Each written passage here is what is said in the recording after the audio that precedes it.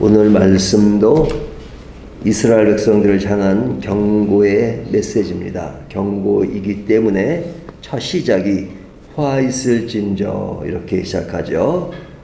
그 화 이야기를 지금 계속 하고 있습니다. 그 화의 결과가 어떤 것인가 하는 것을 아주 촘촘히 말씀하고 있는데요. 7절을 보면 그러므로 그들이 이제는 사로잡히는 자 중에서 앞서 사로잡히리니, 자, 그들이 이제 잡히게 될 것이다 하는 것이죠. 어디에서 잡히냐? 뭐 전쟁 중에 잡히겠죠. 그 다음에 기지개 켜는 떠드는 소리가 그칠 것이다. 기지개를 켠다는 것은 좀 여유가 있는 것이잖아요. 근데 그 자의 떠드는 소리가 그치니라. 그러니까 여유 있는 상황 속에서 이제 여유가 없는 그런 불안한 상태에 이르게 될 것이다 하는 것이죠. 8절을 보면 원수에게 넘기리라 하셨느니라. 원수에게 넘겨진다. 그리고 9절은 아주 노골적으로 죽으리라 그러죠. 죽을 것이라 이렇게 말합니다. 그리고 11절을 보면 11절 보라 여호와께서 명령하심으로 타격을 받아 큰 집은 갈라지고 작은 집은 터지리라. 뭐 그것이 귀족이든 서민이든 할 것 없이 모든 집이 지금 무너질 것이다 하는 것이죠. 그 다음에 14절을 보면 만군의 하나님 여호와의 말씀이니라 하면서 뒤에 보면 나라를 빼앗기고 학대를 받을 것이다 하는 이야기를 합니다. 자, 이 이야기를 종합적으로 이야기하면 한마디로 망할 것이다 하는 이야기죠. 그러니까 누가? 이스라엘이 망할 것이다 하는 이야기입니다. 그러면 망할 때에는 그냥 망하는 것은 아니죠. 다 망할 때는 그 망할 만한 이유가 있는 것입니다. 그 이유가 무엇인가 하는 것인데요. 그 이유를 오늘 본문은 몇 가지로 이야기합니다. 첫 번째는 자만입니다. 자만. 자신이 으뜸이라고 생각하는 것이죠. 그래서 1절을 보면 뭐라고 말씀하고 계세요? 하엘스저 시온에서 교만한 자와 그들은 교만하다 하는 것이죠. 또 사마리아의 산에서 마음이 든든한 자, 곧 백성들의 머리인 지도자들이요 이스라엘이 집들이 그들을 따르는도다.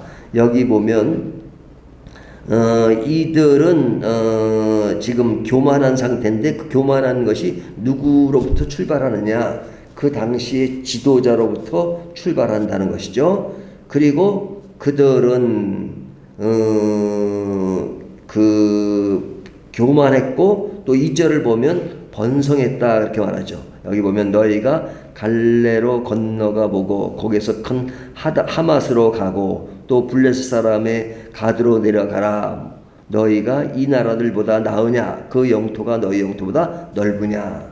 그러니까 지금 여로보암 2세 때니까요 최고로 부강했던 때고, 그 다음에 이제 요나가 굉장히 유명했던 선지자예요. 사실은 유명한 선지자가 뭐냐면 그 영토가 더 넓어질 것이다. 그래서 그 지역에 아람이 있잖아요. 거기를 정복하게 되고 하는, 그때 정복도 하고 실제로 그 예언대로 그 요나 선지자의 말도 다 이루어졌기 때문에 요나는 그 당시에 대스타였습니다. 선지서로서는 예언 분량이 적으니까 소선지에 속하지만 최고의 인기 스타였어요. 그 인기 스타에게 하나님이 저 다른 곳으로 가라고 그러니까, 저 니네 원수의 나라로 가라 하니까 좀 불순종했던 그런 내용이 있는데, 하여튼 그 당시에 이들은 번성했습니다. 그러니까 더 교만할 수밖에 없죠. 그리고 3절을 보면 그들에게 어려움이 없을 것이다 하는 생각을 하는 거죠. 그러니까 그들이 교만할 수밖에 없는 그런 것, 그것이 자만에 빠지고 번성했고 어려움이 없을 것이라는 그런 생각들이 그들의 삶을 지배했습니다.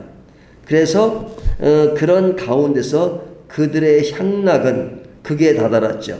뭐 근심할 것이 없다고 생각하는 그런 것. 6절 보면 대접으로 포도주를 마시며 귀한 기름을 몸에 바르면서 요셉의 환난에 대하여는 근심하지 않은 자로다. 여기 보면 포도주를 어떻게 마셔요? 이런 표현도 되게 재밌잖아요. 대접으로. 그 다음에 귀한 기름을 몸에 바르며, 뭐 귀한 기름이 흔하게 쓰여진다는 것이죠. 그러니까 굉장히 부강한 상태에서 향락에 빠지는 그런 이야기를 하죠.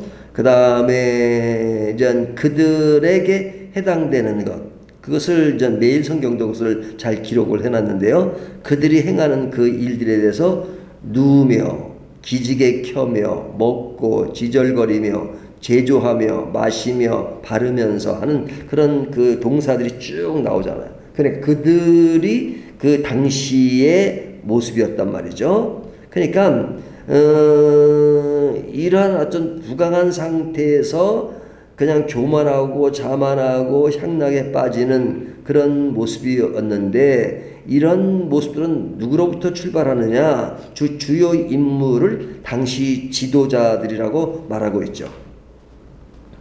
그러니까 시온에서 교만한 자, 마음이 든든한 자, 지도자들이 바로 이런 일들의 시작이 되었고, 또 그런 일에 앞장서는 그런 모습을 보였습니다. 그러니까 결국 그러한 모습들이 이제 망함으로 이렇게 발전되게 되는데, 발전이란 말이 맞는지 모르겠습니다. 그런 망함으로 가게 되는데, 그 망한다는 것은 사실은 한 번에 망할 수 있죠.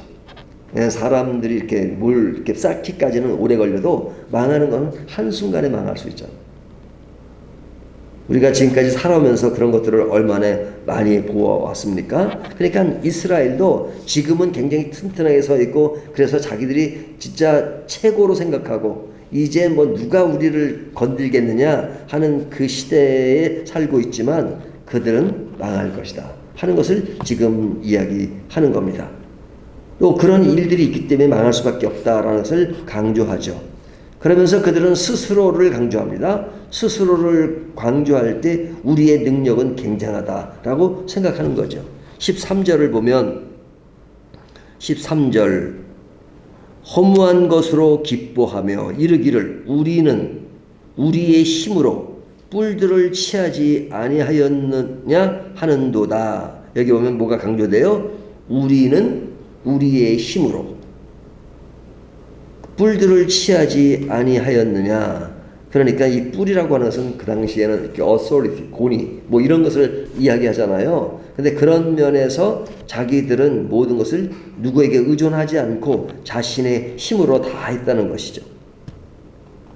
그러면서 허무한 것을 기뻐하고 정의와 공의를 헐값에 팔아버립니다. 12절을 보면 말들이 어찌 바위에 달리겠으며 소가 어찌 거기서 박 갈겠느냐. 그런데 너희는 정의를 쓸개로 바꾸며 공의의 열매를 쓴 쑥으로 바꾸며, 그러죠. 정의와 공의를 헐값에 팔았다는 이야기를 이렇게 비유적으로 이야기하고 있죠. 그러니까 그들의 모습이 이제 말과 소, 굉장히 열심히 있는 그런 상태지만, 그 열심히를 하더라도 그 터전이 바위예요, 바위. 그러니까 이게 아무리 능력 있는 말이라 하더라도 바위에서 뛰는 것은 한계가 있고, 또 농사를 짓는데 그것이 좋은 텃밭이어야 되는데 그것이 바위이면 그것이 별 의미가 없잖아요. 그런 것처럼 그들은 지금 힘을 가지고 있지만, 말가소처럼 힘을 가지고 있지만, 그들이 있는 것은 농사하기 힘든, 먹고 살기 힘든 그런 바위였다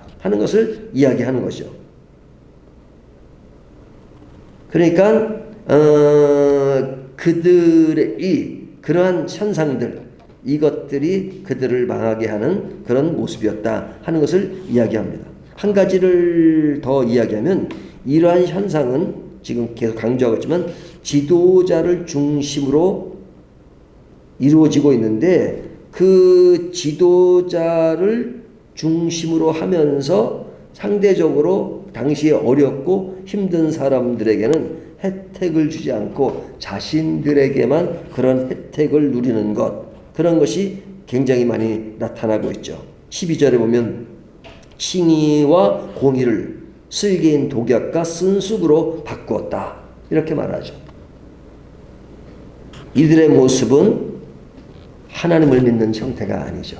우리가 지금은 그들의 어떤 생활의 모습인데, 그 생활의 모습이 어디에서 돌출되느냐? 하나님의 말씀을 제대로 순행하고 진행한다면 이러면 안 되는 것인데 그들은 하나님을 제껴놓고 그리고 그들의 삶의 형태가 하나님을 믿는 형태가 아니었다 하는 것을 이야기하는 것입니다.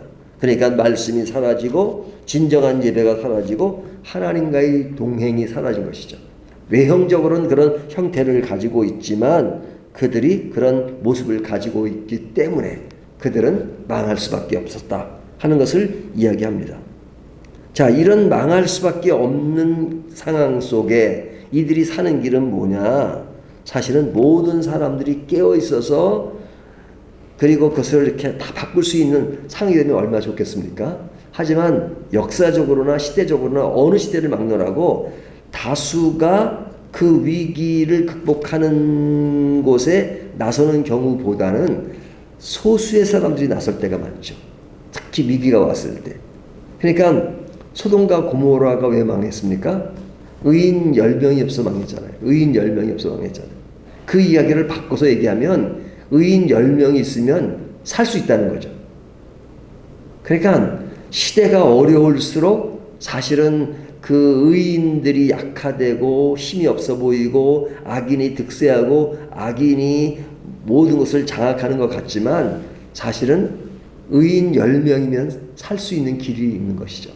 그래서 의인 10명이 무슨 힘이 있겠느냐 하지만 하나님은 의인 10명을 원하시는 거예요.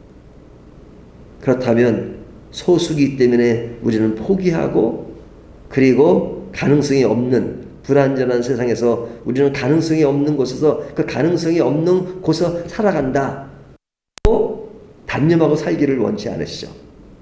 소수가 약해 보이지만 하나님은 의인 10명이 있으면 소돔과 고모라를 망하게 하지 않으실 그 하나님의 마음을 생각하면 오늘날 소수지만 의인 10명이 얼마나 귀한 것인가 하는 것을 생각하게 되죠. 자, 오늘 다시 한번 정리합니다. 지금 이스라엘에 대한 경고 말씀은 지도자들을 중심으로 해서 그 당시에 완전히 악화되었던 그런 모습이지만 그런 말씀을 하는 이유, 경고를 하는 이유는 우리들의 표현대로 하면 의인 10명을 원하시기 때문에 그런 것이죠. 그렇기 때문에 오늘날 우리는 어떤 대열에 서 있는가 하는 것들을 다시 한번 생각하면서 의인의 10명에 속하는 저와 여러분이 되시기를 주님의 이름으로 축원합니다.